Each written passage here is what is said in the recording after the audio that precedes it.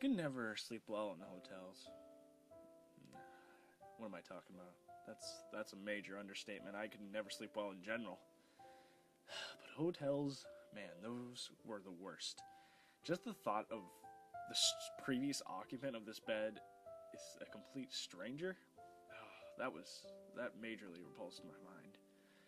But that's besides the point. What I'm getting at is how this lack of sleep in hotels has changed my life. Christmas. We're spending Christmas in a shitty hotel and not with family. Great. Don't get me wrong, it's not like I didn't enjoy the all-you-can-eat buffets of soggy hash browns and grits for Christmas Eve dinner. Of course, the first snow of the season had to cancel our flight to Virginia. Now it's Christmas Eve and I'm trying to sleep in this bleach-saturated room. My mind's wondering what happened in here to cause such an excessive amount of the bleach needed. The room was nothing out of the ordinary. 2 beds, one for me, one for my dad, one for my sister, one for my mom, a bathroom, and a stained microwave that looked like it needed a good dusting. Somehow, I escaped the room and stench of bleach into a dreamless sleep. Waking up, I could tell it was early morning. My dad was next to me, snoring, and he usually wakes up before 4 a.m. I started to panic at first, but then it hit me. It's Christmas, and I was about to let this bad fortune ruin my favorite holiday.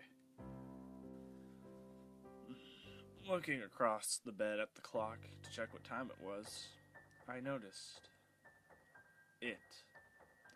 The silhouette of a man about 6'3" across the room, staring at my mother. Still half asleep, I caught up in the moment, and I couldn't help thinking of the big round man, Santa Claus. And then I realized how stupid the thought was, and horror soon consumed my head, and I choked back a shriek. I knew I couldn't let him see me awake, so I quietly put my head back down and pretended to sleep. My mind was racing. Someone was in my room, and I couldn't do a damn thing about it. I'm just a scrawny 16-year-old, and this man was built like an ox. I wondered if I could wake my dad up in time, but I knew that wouldn't work. He slept like a fucking rock. A bucket of water couldn't wake him fast enough. I'm practically in tears. I've never felt so helpless in my life. For a second time, I choked back a scream. He was standing next to me, and I could feel his repulsive breath on my face. It smelled like he's been eating rotten meat for a week, and there was no even thought to brush his teeth. If he didn't know I was awake, surely he did by now. Seeing my face contorting with fear, the breathing stopped, and I couldn't help but sigh in relief. I would have kicked myself, but there was no need. I heard the room quiet as the door opened and closed. I launched out of my bed. Nothing in the room was in disarray, and my family was still asleep. That couldn't have been a dream. There's no way I imagined that. Feeling awake as ever, a horrible idea popped into my head. Before I could push it away, and I was pulling the door open. Glancing back to the door in order to memorize the room number, I saw a giant spray-painted black X on the door. Had I seen this without the prior experience, I probably would have just dismissed it as some stupid kid's vandalizing. But God, I knew better. But not enough to know what the hell this thing was and what it was for.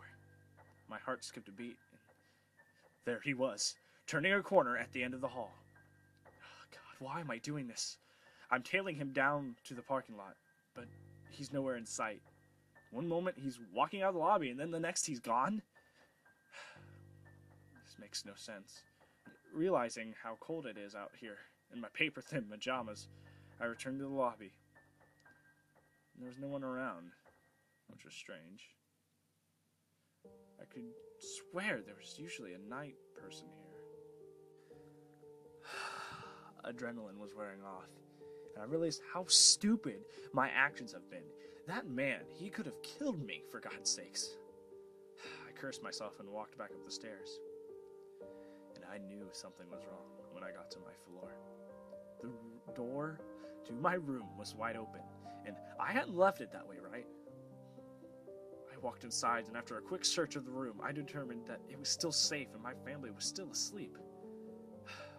I locked the door, got back into bed, though I didn't sleep for the rest of that wicked night. I listened to my dad get up, and eventually my mom followed, but I still pretended to be asleep. A few hours passed, and my parents got me and my sister up, and we got into the car and made our way to the airport finally. I decided to dig through my bag and grab my iPod because, well, you know how those boring plane rides are. But that's what led me to find something that hadn't been there the previous day. A note that simply held 5 words that I still think about to this day. You silly kid. Of course I knew you were awake. It's now been about 2 months since the hotel experience, and, well, I'm still scared for my life, and it gets worse every day. You want to know why? That note wasn't the last one. I still receive them every day of my life. And I fear the next Christmas that comes.